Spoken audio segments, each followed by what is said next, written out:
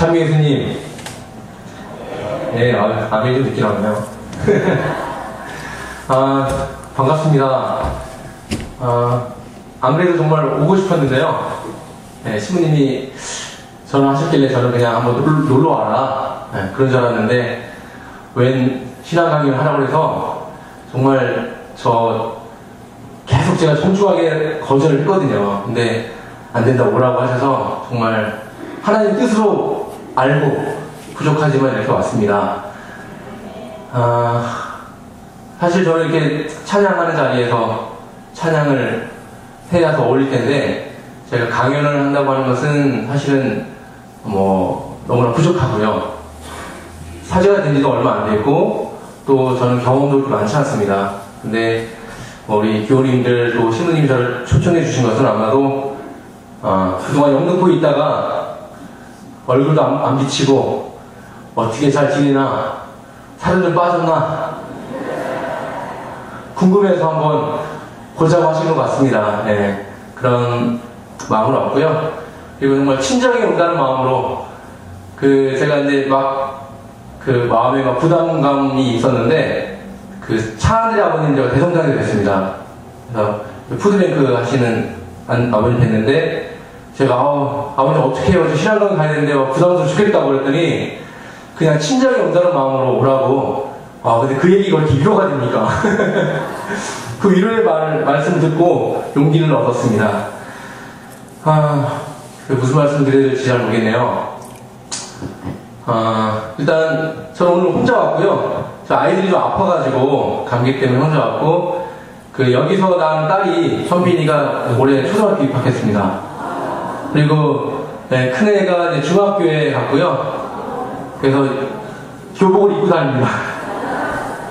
네, 그래서 제가 오늘 영등포교회 간다니까 아이들이 기억을 하더라고요. 그래서 아빠 잘 갔다 오라고 그렇게 저한테 이야기를 해줬습니다. 사순절 기도와 영성에 대해서 말씀을 하라고 하셔서 제가 무슨 말씀 드릴까 하다가, 제가 있는 곳이 노숙인 분들을 이렇게 보호하고 그분들의 어떤 자활 자립을 위해서 애쓰는 그런 곳이기 때문에, 그것과 연관해서 그 현장의 어떤 영성 또는 가난, 그리고 비유, 나눔, 봉사의 영성을 말씀드리는 것이 어떨까 하는 생각이 들었습니다. 사실 저는 제가 이쪽 가시석에 온 지도 얼마 안 됐고요.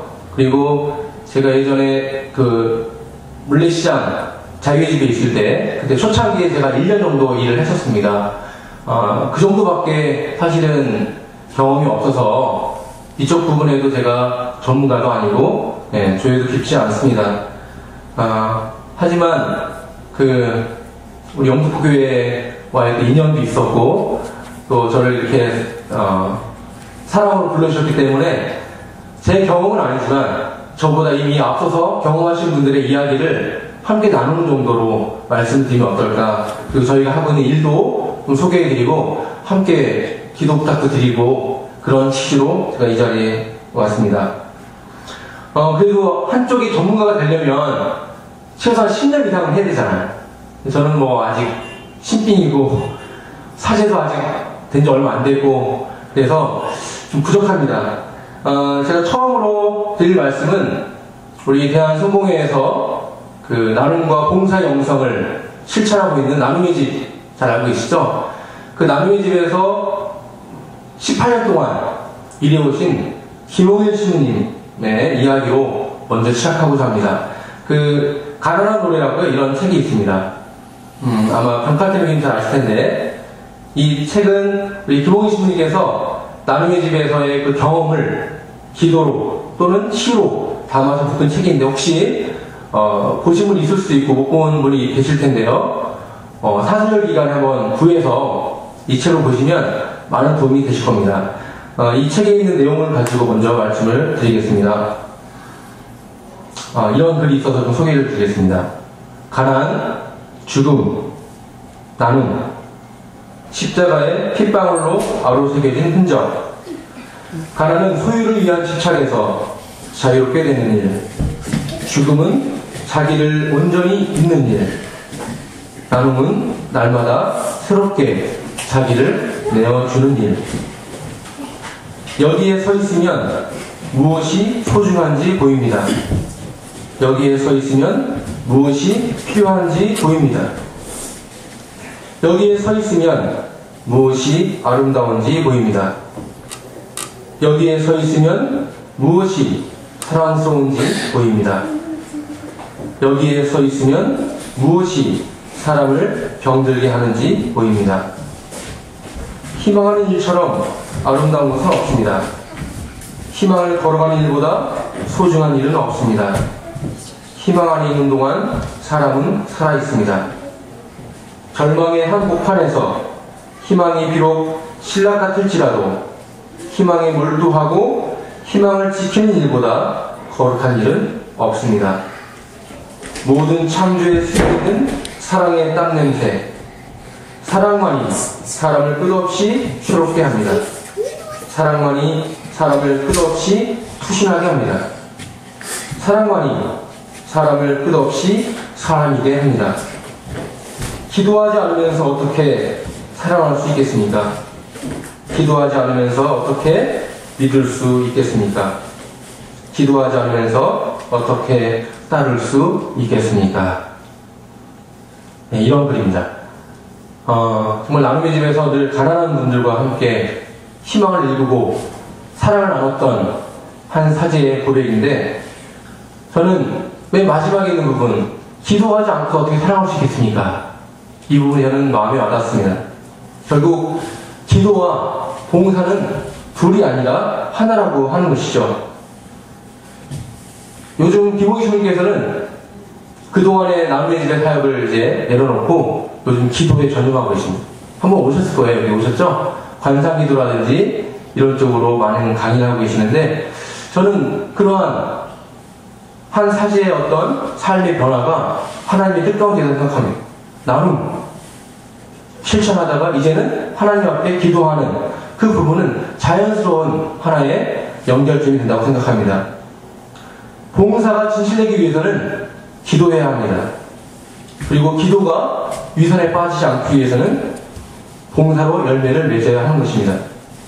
그래서 제가 오늘 말씀의 주제로 잡은 것이 야고보서 1장 27절의 말씀입니다. 성서 있으면 한번 찾아서 같이 읽겠습니다. 야고보서 1장 27절의 말씀입니다.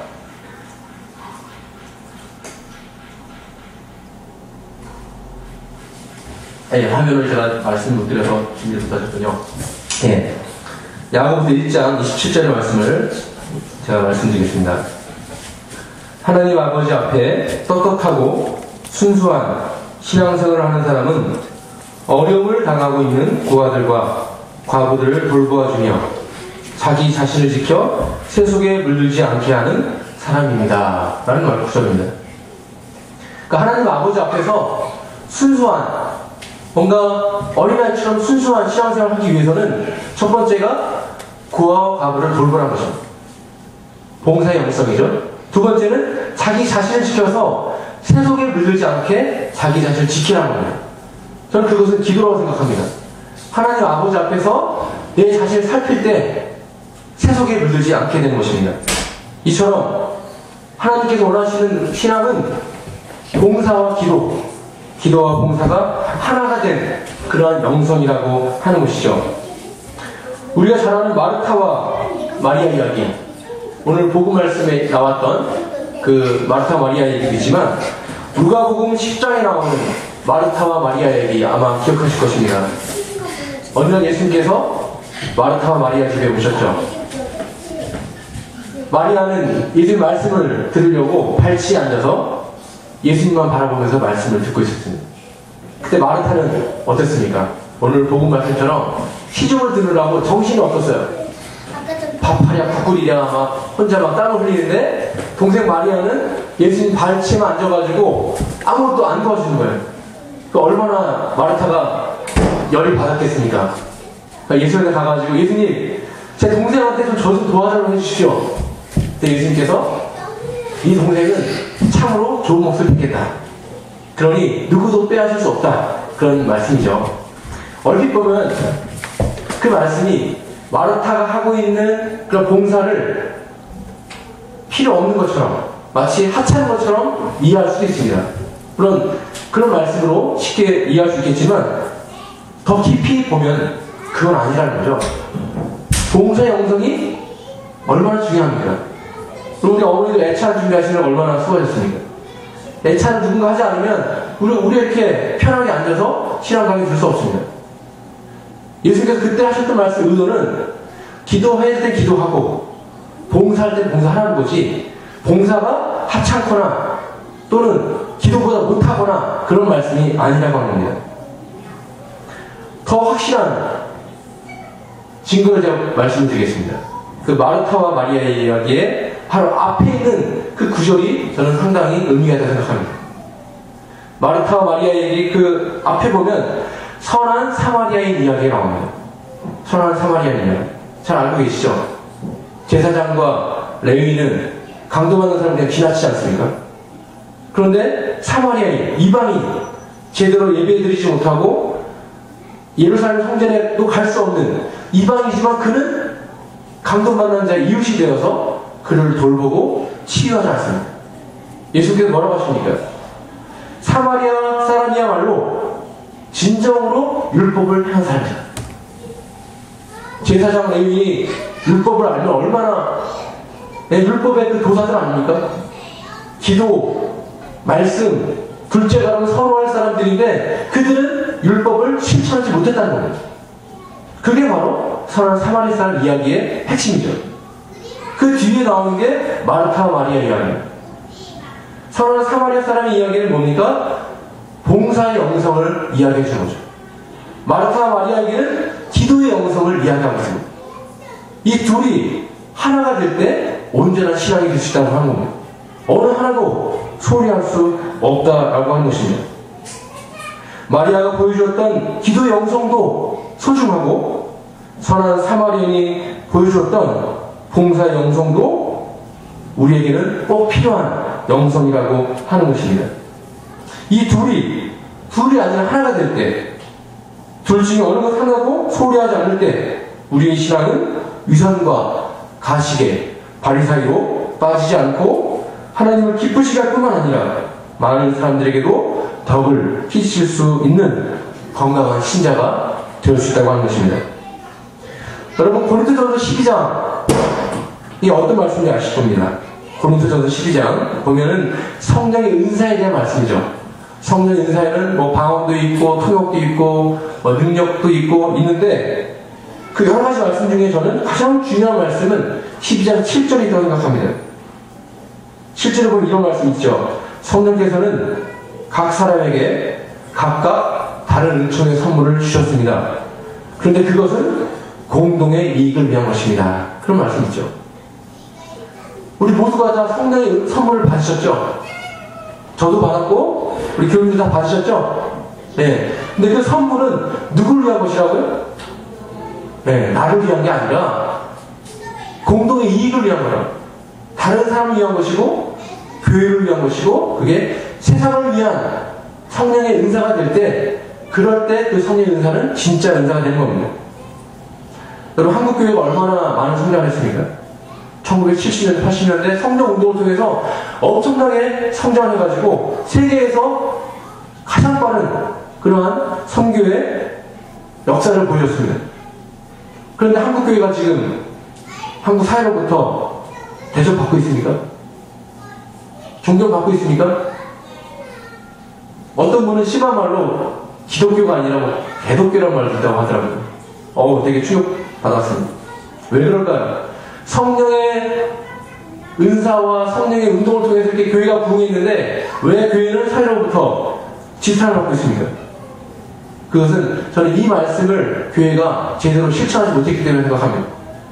성령의 은사를 공동의 이익을 위해 쓰지 않고 자신만의 이익을 위해 썼다는 거죠. 기복적인 그러한 신앙으로 교회를 성장하는 데에만 썼기 때문에 많은 부분 왜곡되었고 교회로, 사회로부터 지탄을 받고 있는 거죠. 제대로 성령운동을 했다면 그 성령의 은총과 복음의 축복이 교회 안에만 머무는 것이 아니라 교회 밖으로 넘쳐 흘러서 세상 속으로, 특별히 가난하고 억눌린 사람들에게 스며들어서 정의와 평화를 이루어야 했음에도 불구하고 성령의 은총이 교회 안에서만 머물게 되면서 많은 문제를 초래했습니다. 예를 들면 교파 분열, 분파주의, 이원론적인 신앙, 열방주의, 시험 종말론 등 많은 문제들이 교회 안에 생긴 겁니다. 특히 성령을 주장하고 성령 운동을 많이 했던 교회일수록 교회에 가보면 다 쪼개져 있습니다. 교회 하나 되지 못했습니다. 이처럼 우리의 신앙은 끊임없이 누군가에게로 흘러 넘쳐야 됩니다. 내 안에 머물면 그걸 썩게 마련입니다. 세상으로 또 낮은 곳으로 흘러서 세상을 살리고 생명을 살리고 정의를 세우고 평화를 이루는 그러한 신앙이 되어야 하는 것입니다. 기도와 봉사가 하나로, 기도의 영성과 봉사의 영성이 하나로 사셨던 또 한 분을 소개해드리겠습니다. 우리 잘 알고 있는 마더 테레사 수녀님 아시죠? 지금도 많은 사람들에게 나라와 종교를 초월해서 사랑과 존경을 받고 있죠. 그 테레사 수녀님의 책 중에서 모든 것은 기도에서 시작됩니다 라는 책이 있습니다. 모든 것은 기도에서 시작됩니다. 그 책 중에 글을 좀 제가 또 말씀을 드리겠습니다. 사랑이 참되기 위해서는 기도 안에서 하나님과 함께 해야 합니다. 우리가 기도하면 사랑할 수 있고 사랑하면 비로소 봉사할 수 있을 것입니다. 좀 전에 말씀드렸던 김홍희 신부님의 글과 거의 흡사합니다. 기도하지 않으면서 어떻게 사랑할 수 있겠습니까? 라는 말씀과 우리가 기도해야 사랑할 수 있다 하는 말씀은 거의 같은 말이죠. 대리사 스님의 가장 유명한 말씀, 이런 말씀 있죠. 침묵의 열매는 믿음이요, 믿음의 열매는 기도요, 기도의 열매는 사랑이요, 사랑의 열매는 봉사요, 봉사의 열매는 침묵이다. 기도할 때 사랑할 수 있고 그 사랑은 봉사로 구체적으로 드러나야 됩니다. 그리고 그 봉사의 열매는 또 뭘로 갑니까? 다시 침묵으로 간다는 거죠. 봉사하는 분들이 빠질 수 있는 위험이 있거죠. 자기 자랑하는 거죠. 아, 나 이거 하고 있다, 나 봉사한다, 누가 좀 인정해줬으면 하는 그런 마음이 누구에게나 있습니다. 그렇기 때문에 봉사는 또 어디로 가냐? 다시 침묵으로 돌아가는 거예요. 그 침묵은 다시 기도하게 되고 기도는 다시 사랑, 봉사, 이렇게 끊임없이 순환하는 거죠. 이 데레사 스님의 말씀은 언제 읽어도 우리에게 정말 귀한 깨달음이라 생각합니다. 그런 열매를 많이 맺으시는 우리 영등포교회가 되기를 주님의 이름으로 축원을 드립니다. 데레사 스님이요, 어느 날 양로를 찾아갔습니다. 제가 얼마 전에 일했던 그 성실 읍진마을도 노인유형 시설입니다.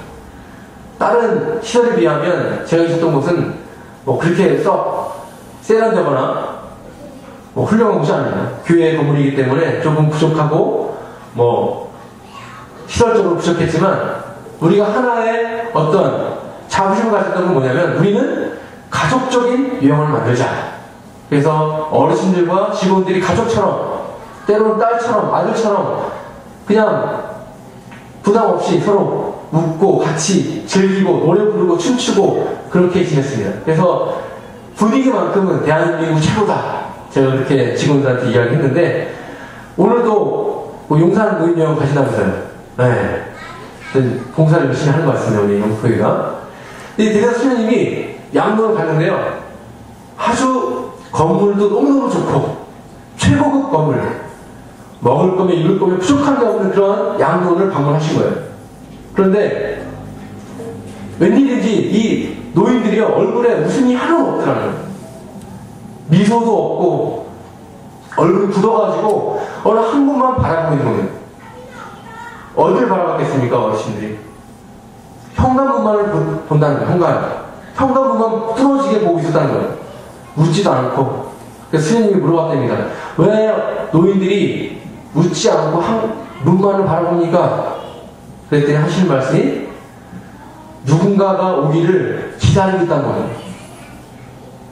아무리 먹을 게 풍성하고 시설이 좋고 따뜻한 뭐합니까? 마음의 외로움. 사랑이 없다는 게 가장 큰 고통이라는 거죠. 그래서 세상에 많은 고통이 있지만 굶주림, 배고, 추위, 또 질병에서 온 고통도 있지만 가장 큰 고통은 외로움이라고 하는 거죠. 사랑받지 못하는 고통. 내 곁에 나를 지켜주고 날 믿어줄 사람이 없다라고 하는 고통이 가장 큰 고통이다. 그렇게 수녀님께서는 말씀하셨어요. 여러분들은 어떠십니까? 제가 일하는 서울역 얘기를 좀 말씀을 드리죠. 여러분 서울역에 와보셨습니까? 혹시 밤에 와보신 분은 광장에 딱 나오시면요 앞에 큰 건물이 하나 있어요. 예전에 그게 대우 본사였다고 하더라고요. 네, 지금은 서울 스퀘어라는 건물입니다. 보면요 엄청나게 큰 건물에 조명으로 쇼를 거기 보여주는. 어떻게 만들었는지 참 제가 봐도 볼 때마다 신기한데 그 조명에서 막 사람들이 걸어다니고요. 그 그림이 걸어다니고 입체적으로 막 물건이 날라오고 하여튼 되게 신기해요. 한번 보러 오십시오. 네. 영등포 여기는 없죠. 네. 여러분 서울역이 어떤 곳입니까? 서울의 중심이죠. 모든 사람들이 다 서울로 일단은 기차 타고 오지 않습니까? 그 앞에 화려한 정말 그 네온 사인 그 장관이 펼쳐집니다. 근데 가장 서울의 중심지고 화려한 그 서울역이 아이러니하게도 가장 많은 노숙인이 머무는 곳입니다. 노숙인의 거리가 있습니다. 무료로 밥 먹는 곳, 무료로 진료받는 곳. 광장에 가면은 이렇게 소주병 갖다 놓고 술 드시는 분도 많으시고요. 주무시는 분도 계시고, 한겨울에도 눈 위에다가 박스 깔고 주무시는 분이 있습니다. 우리가 이제 상담을 가잖아요. 상담을 가가지고, 우리 방이 있으니까 가시자고 해서 절대 안 가요. 왜 안 가시는지 아십니까? 그렇죠. 예. 자유롭게 살고 싶은 거예요, 그분들은. 단체 생활하는 게 싫다는 거예요. 가면은 시끄럽고 떠들고 그래서 잠을 못 자니까 여기 자겠다. 그래서 저희가 그런 분들은 어떻게 하냐면요. 따뜻한 차를 드리고요. 차를 드리고 새벽에는 피트병에다가 온수를 담아가지고 이렇게 이불 속에 넣어드립니다. 그럼 그게 아침까지 간다고 하더라고요. 그분들한테는 더 이상 방법이 없어요. 저희가 억지로 시설로 모시고 수 없거든요. 그래서 새벽에 가서 체크합니다. 잘 계시는지 확인합니다. 빵도 드리고 음료수도 드리고 그렇게 합니다. 여러분 서울역은요 서울의 중심이 아니라 사실은 인생의 막장입니다. 막장. 예전에 막장은 저기 태백 광산이라고 했는데요. 그렇지 않습니다. 서울역이 막장이에요. 서울에만 밖에서 죽으시는 분들이요 몇천 명이에요. 몇천 명. 그리고 저희 다시숙센터가 하루에 보호하는 인원이 500명입니다. 그런데 우리가 보통 노숙인 하면은 많은 편견이 있죠. 게을러서 다 알코올 중독자고 다 정신 이상자고 물론 그런 분들도 있지만 대부분은 다 가난한 우리 이웃입니다. 밖에서 자는 분들만 노숙인이 아니에요. 실제로 따지면요 쪽방, 여인숙, 고시원 이런 데서 주무시는 분들 다 노숙인으로 칩니다. 왜냐면 돈이 떨어지면 바로 노숙하거든요. 이 영등포에도 많잖아요. 쪽방 있죠? 서울역 앞에 동자동 쪽방에는요 1,000매스가 갑니다. 대부분 독거노인 그런 분들이 사시는데 올겨울에 5분이 돌아가셨습니다. 길거리에 돌아가신 분들 계시고요. 쪽방에서 쓸쓸하게 돌아가신 분들이 계십니다. 그분들이 우리가 보기에는 집이 없고 먹을 게 없고 가진 게 없는 이런 외적인 고통만 보지만 실제로 이야기를 나누다 보면요 그분들의 진짜 고통은 아까 말씀드렸던 외로움이에요. 외로움. 아무도 없습니다. 주위에. 대체로 많은 분들이 어려서 결손 가정이 자랐어요. 부모는 이혼하시고 그래서 할머니, 할아버지 밑에 있다가 돌아가셔서 혼자 10대 집을 나와서 제대로 학교도 졸업하지 못하고 그냥 주어진 대로 일을 한 겁니다. 신문 매달, 무슨 짜장면 매달, 노가다 이렇게 하면서 그렇게 연명해온 게 바로 노숙인 분들이에요. 그분들이 게을러서가 아니라 그분들 자라온 배경이 그럴 수밖에 없는 그런 환경도 있다는 것을 우리는 이해해야 됩니다. 출발선이 달랐어요. 우리는 출발했지 그분들 저 뒤에서 출발했기 때문에 우리를 따라오기가 쉽지 않죠. 그분들은 늘 외로움을 갖고 있습니다. 가족들하고도 연락할 수 없어요. 어디에 살아계신지 모르고요. 살아계신다고 해도 연락할 연락이 없어서 연락 못 하시네요. 20년 동안 연락 안 했는데 어떻게 찾아가겠어요? 그렇다고 지금 상황이 좋은 것도 아니고 가난하고 가진 게 없는데 또 병들었는데 어떻게 연락을 하겠습니까? 제가 연락하시라는 얘기를 못 하겠더라고요. 제가 그 입장인데 연락 못 할 것 같아요. 그래서 이제 벌써 노숙인 문제가 시작된 지 16년이 흘렀습니다. 97년부터 IMF 이후에 일을 하기 시작했죠. 처음에는 자유식으로 했잖아요. 재워주고 먹여주는 거 그거에 급급했거든요. 어떻게 하면 더 많이 드릴까 먹여드릴까 어떻게 하면 더 따뜻한 데 주시까 그건 지금은 좀 달라졌어요. 이제는 노숙인 복지도 상당히 전문화됐어요. 단순히 먹을 거 잠자리 제공하는 게 아니라요. 이제는 일자리 제대로 된 일자리 제공하고 그 다음에 임대주택을 제공합니다. 임대주택 이거는 국가에 대한 사업인데요. 보증금 100만원에 월세 한 10만원 내면 10년을 살 수가 있어요. 방 2개짜리 3개짜리 그래서 그런 분들한테 이 집을 드리면 이분들이 가족하고 결합하는 데는 금방 결합이 됩니다. 확실한 집이 있으니까 얼마나 저렴해요. 제가 살고 있는 집보다 훨씬 좋은 집에 저도 지금 이제 기관이 있다 보니 사택이 없잖아요. 제가 집을 얻었는데 월세를 얻었습니다. 제가 처음에 월세를 얻었는데요.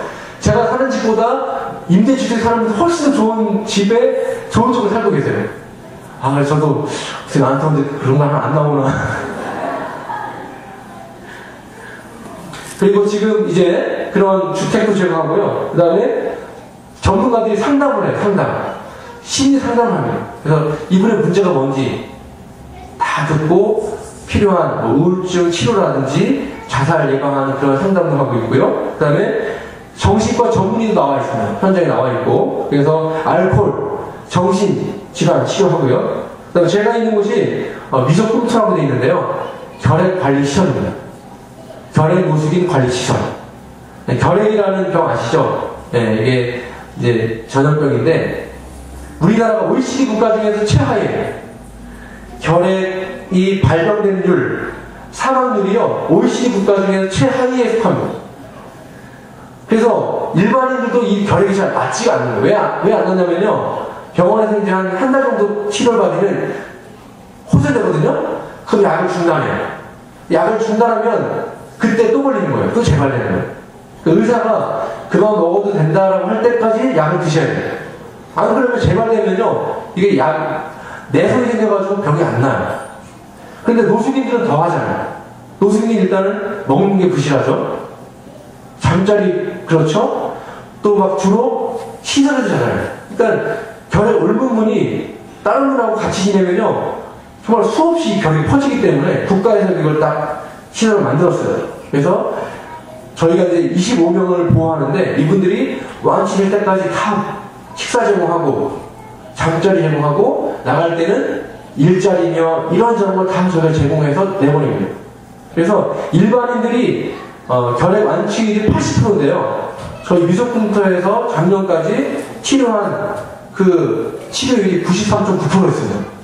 그러니까 일반인보다 훨씬 높았어요. 왜냐하면 저희가 딱 보호하고 있기 때문에 그리고 이분들 갈 데 없잖아요. 집이 없으니까 저희한테 딱 붙어 계시니까 치료 완치될 때까지 계시거든요. 그래서 저희가 그런 일도 하고 있습니다. 그리고 우리 다시덕이가 16년을 일했기 때문에요. 노숙인 복지 중에 다리네, 다리. 네. 서울역 광장에요. 제가 딱 이렇게 로망칼라 하고 가거든요. 딴 데는 잘 안 하는데 여기라도 꼭 하고 갑니다. 딱 학교 가야지, 다시서기 신부님이구나 딱 알아주거든요. 많은 분들이. 그만큼 우리 다시서기가 이 노숙인복지 쪽에서 꽉 잡고 있습니다. 네, 줄을 잡고 있어요. 그래서 많은 것들을 저희가 하고 있는데, 요즘 저희가 관심 있게 하고 있는 것이 바로 공동체 운동이에요. 공동체 운동. 왜 공동체를 하냐면요, 아까 말씀드린 것처럼 가족이 없잖아요. 관계망이 없어요.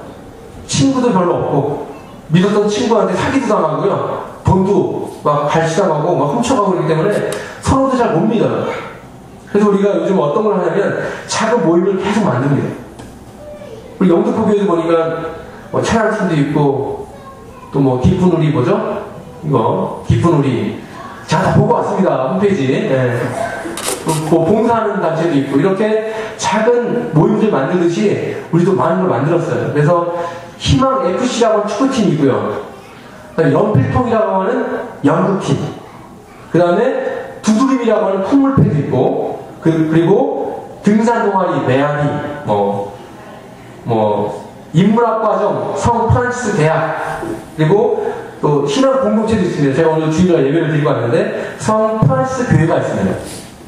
한 15명 정도가 모여서 예배를 드립니다. 주로 이제 그 홈리스 분들이 많죠. 그 다음에 실무자들도 있고 같이 예배를 드리는데요, 저희가 있는 교회는 일반 교회랑 다른 게 뭐냐면 여자가 한 명도 없습니다. 다 시커먼 남자들만 있어요. 왜냐면 노숙인들이 대부분 남자잖아요. 똑같은 게 뭐냐면요, 우리도 애찬이 있거든요. 네, 애찬 담당자가요, 설교 끝나면 바로 나갑니다. 음식을 준비해야 되기 때문에. 우리 교회도 마찬가지잖아요. 애찬 하시는 분들이 설교 끝나고 하시잖아요. 저희 똑같아요.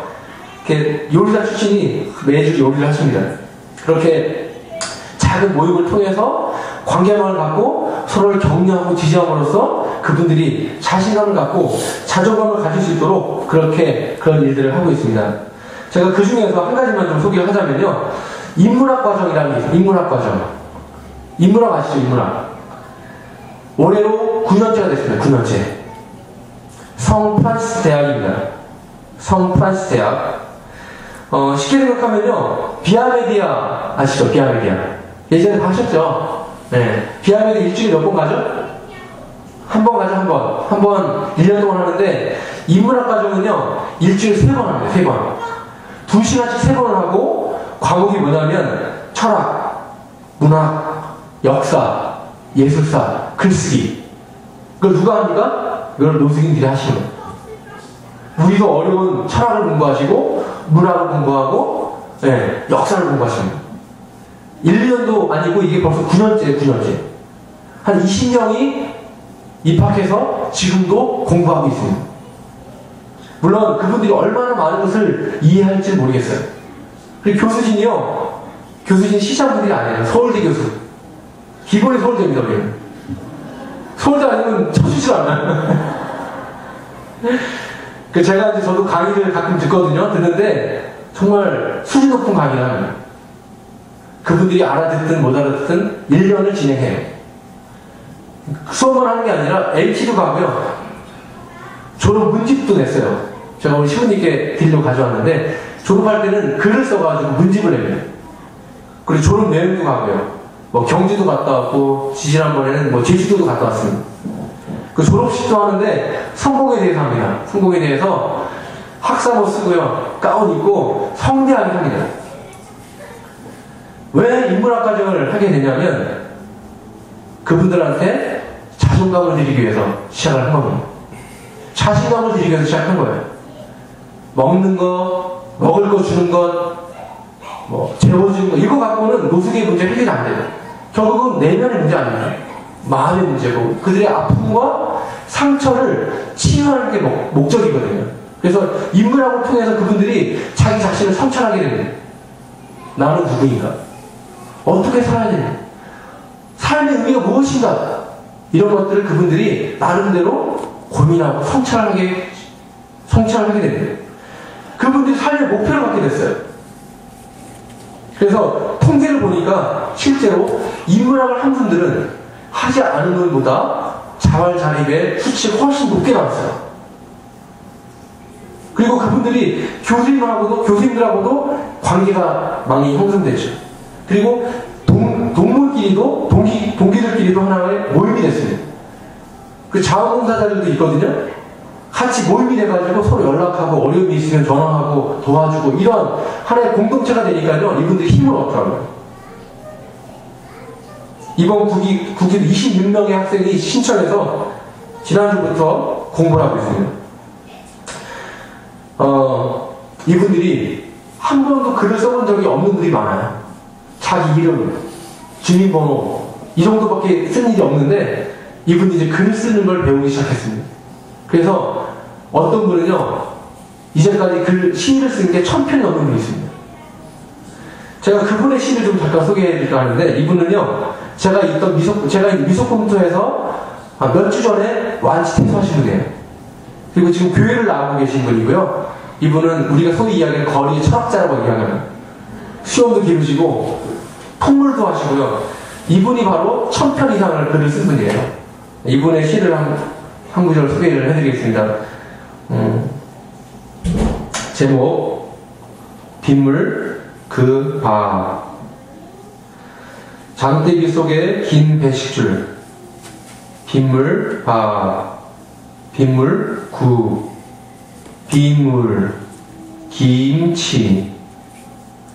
물에 빠진 생쥐 새끼를 했던가. 물에 빠져도 먹어야 산다. 이 순간만큼은 왜 사는지는 호강이다. 왜 먹는지도 사치다. 인간도 네발 짐승도 없다. 생쥐도 없다. 오직 생명뿐이다. 그의 지시대로 행위할 뿐. 사느냐 죽느냐 따위는 문제가 아니다. 오로지 먹는 것, 쑤셔 넣는 것, 빗물 반, 음식 반, 그냥 부어 넣는 것. 예전에는 노숙인분들이 밖에서 식사를 많이 하셨습니다. 서울역 광장에서 비가 오나 눈이 오나 식사하셨어요. 이분이 아마 그 얘기를 쓰신 것 같아요. 비 맞으면서 식사를 하셨는데 빗물이 반이고 밥이 반. 네. 여러분, 그분들이 식사하면서요, 결코 부끄러움을 안 타는 게 아니에요. 엄청난 자존심이 상하지만 그래도 드시는 거거든요. 요즘은 그래도 좋아져서요, 서울역 앞에 가면 급식소를 따로 만들었어요. 그래서 실내에서 드실 수 있게 만들어 놨습니다. 요즘 밖에서는 거의 안 드십니다. 많이 좋아하신 거죠. 또 한 분의 시를 소개해 드리겠습니다. 이분도 인문학과정을 하신 분인데, 서로의 집이 되고 싶었다. 요즘 같은 가을밤 서울역 광장에서 우리는 아침을 기다리며 서로의 집이 되고 싶었다. 대합실 안으로 들어가 한기도 피하고 온갖 부끄러움을 감출 수 있는 따스한 방이 되고 싶었다. 바람이 불고 비가 내려도 우리는 날이 밝을 때까지 서로의 집이 되고 싶었다. 네, 이런 글입니다. 참 마음에 좀 짠해지지 않으십니까? 네, 집이 없는 분들, 서로가 서로의 집이 되고 싶은 그런 마음으로 바라보는 분들이 있다고 하는 것을 기억해 주시기를 바랍니다. 여러분, 사순절 어떻게 보내고 계십니까? 대신방 받으시랴, 또 새벽 예배 나오시랴, 얼마나 열심으로 지키고 계십니까? 또 금식하시랴, 얼마나 열심히 살고 계십니까? 저도요, 사실은 사순절 이번에 보내면서 사실은 좀 제가 우왕좌왕했습니다. 왜냐면 온 지도 얼마 안 됐고, 다시 여기에서 뭐 업무 파악하랴, 사람들 얼굴 익히랴, 좀 정신없는 신부님이 갑자기 전화하셔가지고 얘기하신 거예요. 한번 와라. 제가 얼마나 머리가 하얘지는지요. 제가 그 다음날부터 금식했습니다, 제가. 그 다음날 아침부터 금식 시작했어요. 안 되겠더라고요. 불안해가지고. 일단 금식부터 하자. 그러면서 이제 했는데, 금식과 관련된 좋은 구절이 있어서 제가 또 하나 소개를 해드릴게요. 그 이정우 신부님이라는 분이 있는데요. 아마 천주교 신부님 같습니다. 사순절에 대한 이야기입니다. 사순절, 금식보다는 만찬을 즐기라. 비판을 금식하고 칭찬의 만찬을 즐기라. 성미 급함을 금식하고 온유함의 만찬을 즐기라. 질투를 금식하고 사랑의 만찬을 즐기라. 거짓을 금식하고 진실의 만찬을 즐기라. 자기 핑계를 금식하고 책임의 만찬을 즐기라. 유감을 금식하고 감사의 만찬을 즐기라. 이기심을 금식하고 봉사의 만찬을 즐기라. 두려움을 금식하고 믿음의 만찬을 즐기라. 네, 여러분, 우리가 금식하는 게 단순히 밥을 굶거나 또는 그런 게 아니잖아요. 그쵸? 진짜 금식해야 되는 것은 내 삶의 태도, 마음의 태도를 바꾸는 거겠죠. 비판하는 마음에서 칭찬하는 마음으로, 질투하는 마음에서 사랑의 마음으로, 그리고 이기심을 마음을 내려놓고 봉사의 마음으로 그렇게 만찬을 즐기시는 이번 사순절 되셨으면 좋겠습니다. 이사야 58장에 보면요, 참된 단식이란 무엇인지에 대해서 말씀하고 있습니다. 그렇죠? 참된 단식이란 무엇인가? 너희가 금식한다고 해놓고 돈벌이에 눈을 밝히고 서로 싸우고 가난한 사람 억누르고 그런 금식 따위는 집어치워라. 그렇게 말씀하십니다. 그런 금식을 하지 말라는 겁니다. 형식상의 금식, 말로만의 금식은 집어치우라고 말씀하십니다. 그러면서 뭐라고 하십니까?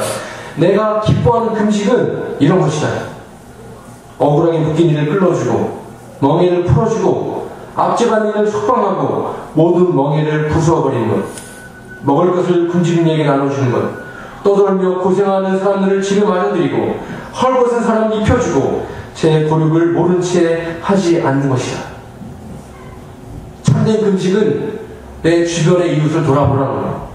어려움에 있는 사람, 가난한 사람, 목에 갇힌 사람, 억눌린 사람을 도와주고 그들을 위해서 내 것을 나누는 것, 그게 진짜 금식이라는 거죠. 내 믿음이 좋아지는 것도 중요하겠지만 내 믿음이 좋아짐으로써 다른 이들에게 봉사할 수 있는 마음을 갖는 것, 그게 진짜 금식이라는 겁니다. 여러분, 여기서 말씀하시는 참된 금식의 내용은요, 성서에 곳곳에 나와 있어요. 가난한 이를 도와주고 억눌린 이를 풀어주고, 이런 얘기는 우리가 잘 알고 있는 말씀들이 있습니다. 가장 유명한 말씀이 그런 말씀이죠. 루가복음 4장에 보면 예수님께서 어느 날 나자렛 회당에 들어가셨는데 말씀을 읽게 됐죠. 이사야 61장 말씀입니다. 거기 뭐라고 되어 있습니까? 주님의 성령이 나에게 임하셨다. 가난한 이에게 복음을 전하고 묶인 사람들에게 희망을 알려주고 눈 많은 사람들을 보게 하고 억눌린 사람들에게는 자유를 주라. 이게 바로 예수님께서 읽으셨던 말씀이에요. 이 말씀은 뭡니까? 누구를 가리키는 거죠, 이게? 바로 예수님을 가리키는 겁니다. 예수님에게 성령이 임한 것은 가난한 이에게 복음을 전하라고 주신 겁니다. 묶인 자를 풀어주고 굶주린 자에게 먹을 것을 주고 억눌린 사람들에게 자유를 주는 이러한 사명을 위해서 예수님께서 오셨다는 겁니다. 또 이런 말씀이 어디 나옵니까? 마태복음 25장 최후의 심판, 이 말씀도 기억하실 겁니다.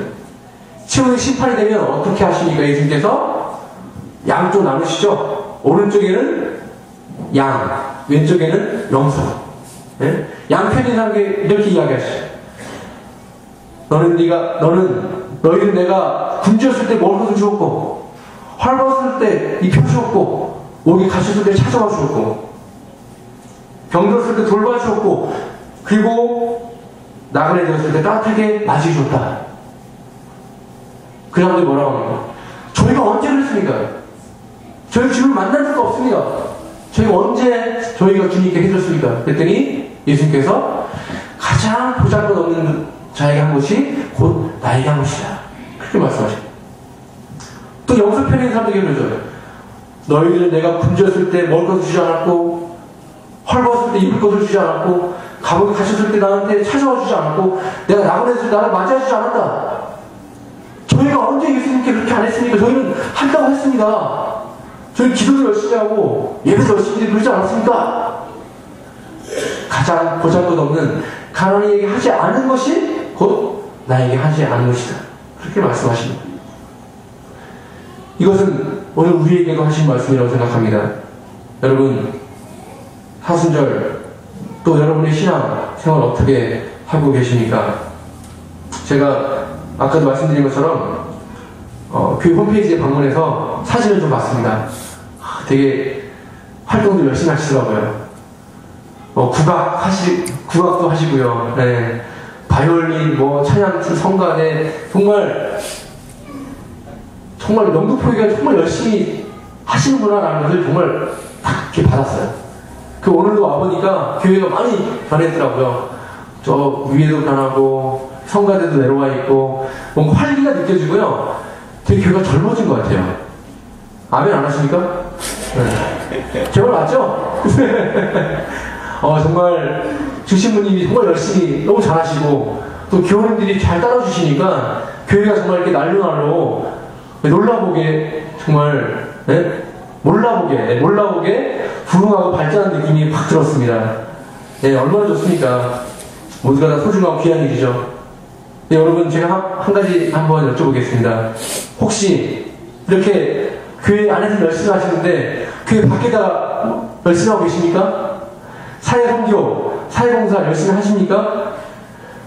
오늘 저기 봉사 가신다고 해서 우리 열심히 하시는구나 생각했습니다. 여러분 교회의 본질이 4가지가 아시죠? 4가지. 첫 번째가 캐리그마, 예배. 두 번째가 디다케, 교육. 세 번째가 코이노니아, 친교. 네 번째가 디아코니아, 봉사입니다. 이 4가지가, 이 4 기둥이 다 건강해야 됩니다. 골고루 건강해야지 어느 한쪽으로만 가면 어떻게 되겠습니까? 지붕이 이렇게 되겠죠? 그러면 나중에 무너집니다. 네? 피사의 탁탁도 아니고 넘어집니다, 이게. 자, 그래서 이 예배와 교육과 친교는 교회 안에서 이루어지는 거죠. 그렇죠? 예배로 뿌리를 내리고 교육과 친교로 가지를 뻗고 줄기를 뻗지 않습니까? 그 다음에는 뭡니까? 밖으로 이제는 봉사 열매를 맺어야 됩니다. 봉사 열매를 맺어서 이것을 이웃들에게 따서 나눠줘야 됩니다. 재밌는 건요, 여러분. 이 4가지 중에 전도는 없어요. 전도 없습니다. 네, 전도가 왜 없을까요? 네? 사도행전 한번 읽어보십시오. 전도 없어요. 거기 뭐라 되는지 아십니까, 여러분? 초대교회가 열심히 모이고 그리고 열심히 친교하고 서로 물질을 나눴더니 교인들이 알아서 왔다는 거예요. 하나님께서 그 교회에 사람을 보내주셨다 그렇게 되어 있습니다. 굳이 나가서 전도하지 않아도 교회의 본질을 우리가 분명하게 실천하면요 전도는 이루어집니다. 네. 아니면 더 크게 하셔야 될 것 같은데. 네. 이 교회가 제가 보기엔 되게 작은 것 같아요. 제가 있을 때보다 그만큼 많이 앉아 계시는 것 같아요. 사람들 실험 강의들 많이 앉아 계시고, 예, 우리 이제 영등포에서 성장하려면 교회에서 더 커져야 될 것 같고요. 예, 성당도 새로 지어질 것 같습니다. 예, 이거 갖고 어떻게 영등포를 구원하겠습니까? 예? 여러분, 잘 하고 계시겠지만, 제가 드리고 싶은 말씀은, 어쨌든, 우리 교회 안에서 함께 행복하고, 함께 즐겁고, 함께 기쁜 것도 중요하지만, 그것을 우리만 그러면 안 되고, 끊임없이 나눠주십시오. 영등포가 하지 않으면 누가 하겠습니까? 예? 처음에 이 교회가 설립된 것도 산업 선교의 그 정신으로 세워진 교회 아닙니다. 지금은 물론 상황이 바뀌었지만 여전히 우리 주변에는 가난한 분들이 많이 있습니다. 오늘 복음서에도 그런 말씀 하셨죠. 예수님께서 나는 너희와 함께 있지 못하지만 가난한 이들은 항상 너희와 함께 있다. 그 얘기 뭡니까? 내가 떠난 다음에는 이제는 가난한 이들을 위해서 너희들이 나눠야 된다. 그 말씀 아니겠습니까? 우리 영등포 교회가 정말 하나님 안에서 더 서로 하나 되고 예배와 그리고 교육과 친교를 통해서 하나 되는 교회가 되기를 간절히 바랍니다.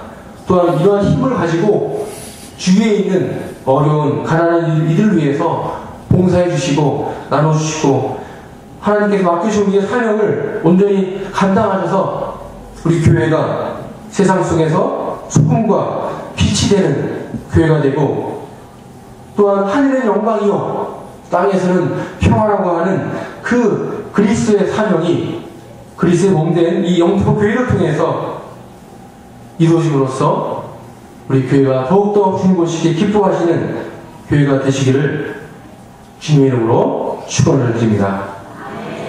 성부와 성자와 성령의 이름으로 말씀드렸습니다. 잠깐 기도하시겠습니다. 사랑의 하나님 감사합니다. 부족한 종을 통하여 귀한 당신의 몸된 영특복교회에 당신의 말씀을 전하게 하시니 감사합니다. 하나님께서 이 지역에 뜻이 있어서 영특복교회를 세우시고 많은 사람들에게 복음을 전하고 그리스도의 사랑을 나눌 수 있는 교회로 세워주신 것 감사드립니다. 또 날마다 해가 더할수록 교회가 발전하고 부흥하고 성장할 수 있는 은총을 주심에 감사를 드립니다. 하나님, 우리 영특복교회가 주님 안에서 더욱더 하나가 되어서 주님께 예배하고 주님의 이름을 높여드리고 또한 많은 사람들에게 복음을 전하고 사랑을 나눌 수 있는 당신의 몸된 교회로 사용하여 주시옵소서. 그래서 참으로 이 세상 속에서 소금과 빛의 역할을, 그 사명을 온전히 감당할 수 있는 교회로 삼아 주시옵소서. 하나님, 이 교회 주신 꿈과 비전이 있는 줄 압니다. 이 영등포 지역을 넘어서서 정말 대한민국 이 온 지역에서 참으로 모범적이고 참으로 모델이 되는 그러한 교회로 세워주시옵소서. 대한 성공의 선두가 되는 교회가 될 뿐만 아니라 한국교회를 이끌고 한국교회의 비전을 제시할 수 있는 그러한 교회로 주님께서 삼아 주시옵소서. 각 활동단체를 모든 섬기고 봉사를 섬길 들 위해 함께 하셔서 늘 우리가 봉사할 때 늘 기도와 함께하게 하시고 또한 그 기도를 통해서 봉사의 열매가 맺을 수 있는 그러한 교회로 삼아 주시옵소서. 기도와 봉사의 영성이 둘이 아니라 하나가 되는 교회로 삼아 주시옵소서. 하나님, 우리가 사순절을 보내고 있습니다. 그리스도의 십자가 모든 것을 비우고 나누셨던, 그리고 철저히 낮추시고 우리를 섬기셨던 그 그리스도의 십자가의 도를 우리 모두가 깊이 깨닫고 그것을 본받아 따라갈 수 있는 우리 영특복교회 될 수 있도록 주님 축복하셔서 기쁨의 부활을 맞이할 수 있는 우리 모두가 될 수 있도록 주여 함께하여 주시옵소서. 모든 것을 주님 앞에 감사드리고 맡겨드릴 때 우리 주 예수 그리스도의 이름으로 간절히 기도합니다. 아멘.